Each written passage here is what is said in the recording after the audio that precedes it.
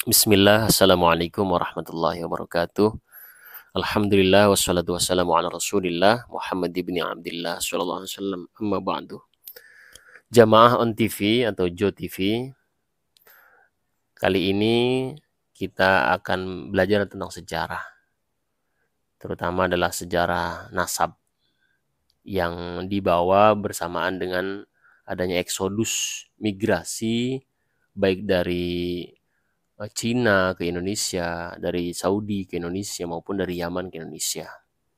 Tapi kita akan fokuskan ke urusan yang lagi rame nih di media sosial, yaitu kritis atau kritik atas kesohihan jalur nasab para habaib melalui jalur Ba'alawi yang mendaku sebagai keturunan Rasulullah SAW.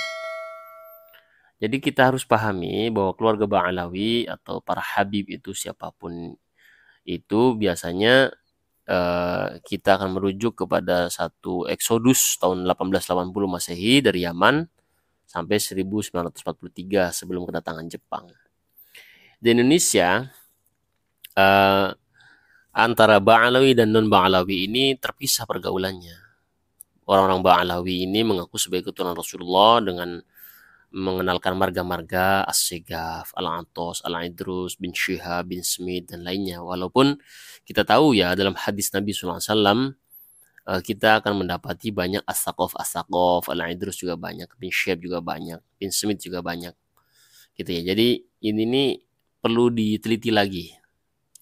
Maka karena itu, orang-orang yang mengaku sebagai keturunan Rasulullah SAW yang biasa disebut Habib ini, belakangan mendapat kritisi dari seorang Kiai Haji Imaduddin, yaitu anggota LBM, Lembaga Bahsul Masail PBNU, sekaligus Ketua Komisi Fatwa MUI Banten. Jadi ini adalah satu cerita atau penjelasan ilmiah, tetapi saya bicaranya ala media sosial saja. Yang menjadi kritisi itu adalah nasab pada nama Sayyidina Alawi, Sayyid Alawi dan Sayyid Ubaidillahnya. Bener nggak nih?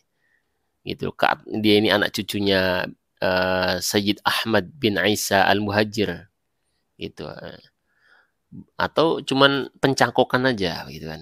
Mari kita bacakan versi mereka yang mendaku sebagai Habib keturunan Rasulullah, bahwasanya Alawi, Sayyid Alawi bin Ubaidillah bin Ahmad bin Isa An-Naqib bin Muhammad An-Naqib bin Ali Al-Uraidi bin Ja'far As-Sadiq bin Muhammad Al-Baqir bin Ali Zain Al-Abidin bin Sayyidina Husain bin Siti Fatimah Az-Zahra binti Nabi Muhammad SAW.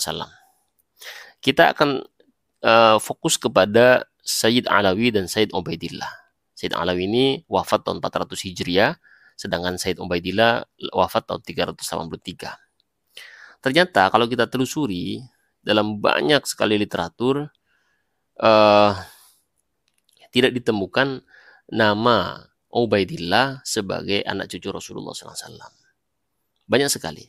Seperti misalkan dalam kitab Tahdzibul Ansab wa Nihayatul Alqab, ya kan?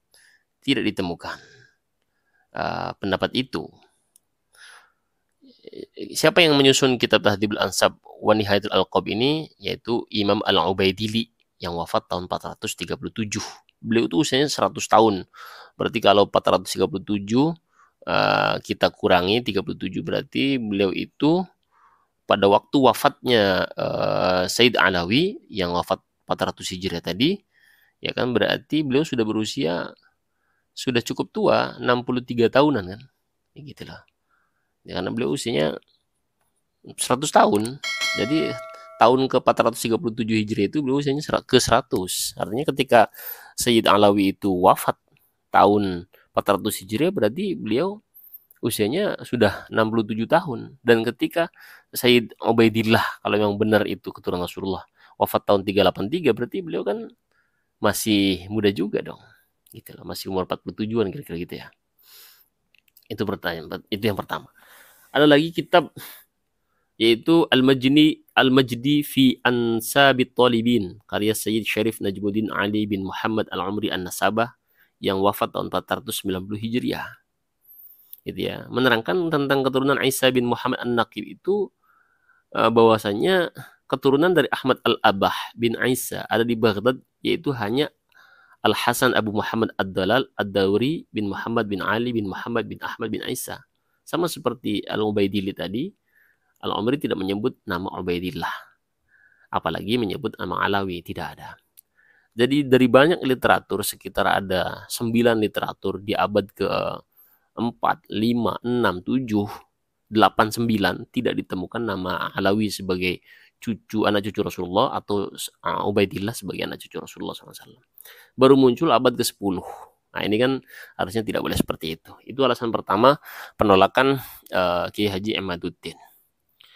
Lalu alasan yang kedua adalah kita juga bisa merujuk kepada hasil tes DNA dan gen. Walaupun tentu lagi-lagi ini bisa jadi perdebatan. Tapi kita tahulah akurasi tes DNA ini ketika terjadi kecelakaan Lion Air maupun kecelakaan yang lainnya, ya penting ada postmortem dan antemortemnya tepat, insya Allah ya 98% mungkin ya, pasti ada errornya ya kan. Tapi setidak-tidaknya ini kan bisa jadi bukti ilmiah.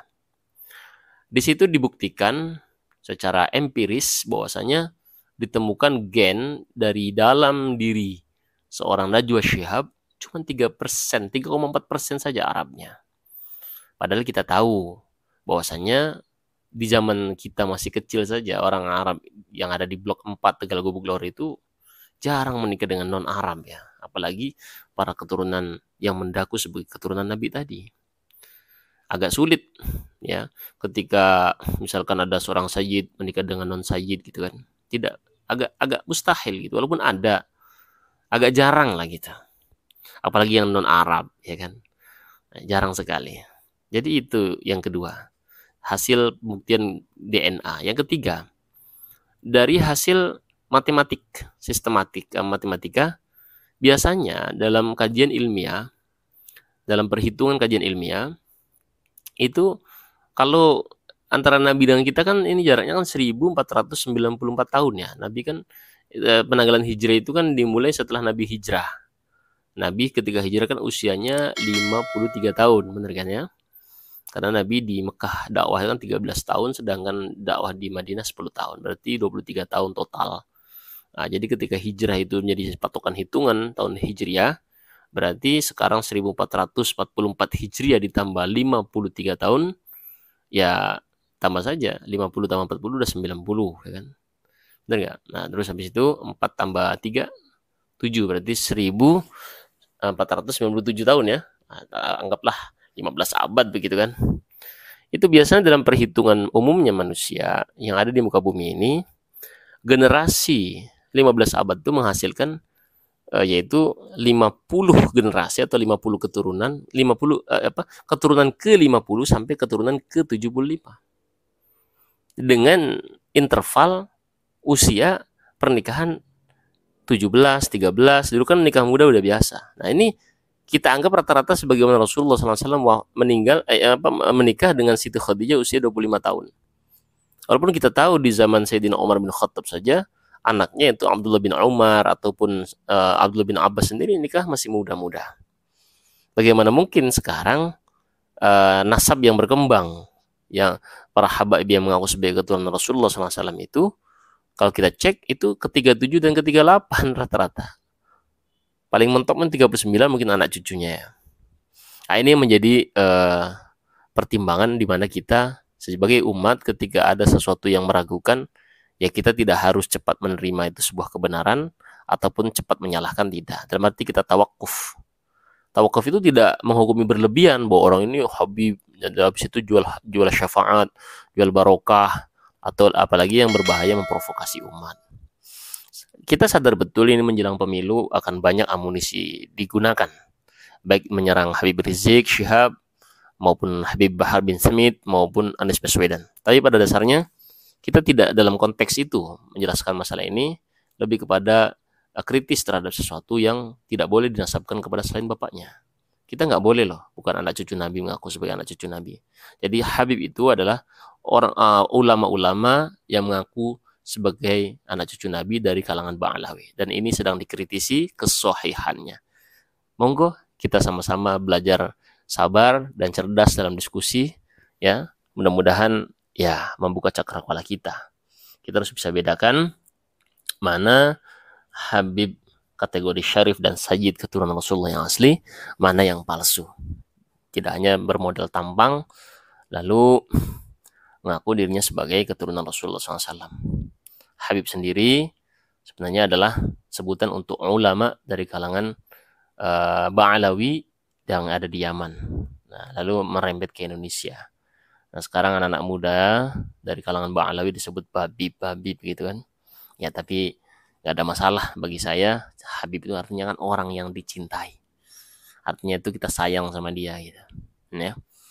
Mungkin itu saja yang bisa saya sampaikan. Semoga bermanfaat. Kalau memang nanti ada pertanyaan, baik itu di TikTok maupun di channel YouTube Jo TV ini, silahkan nanti kita balas pakai VT. Insyaallah. Jazakallah khair. Assalamualaikum warahmatullahi wabarakatuh.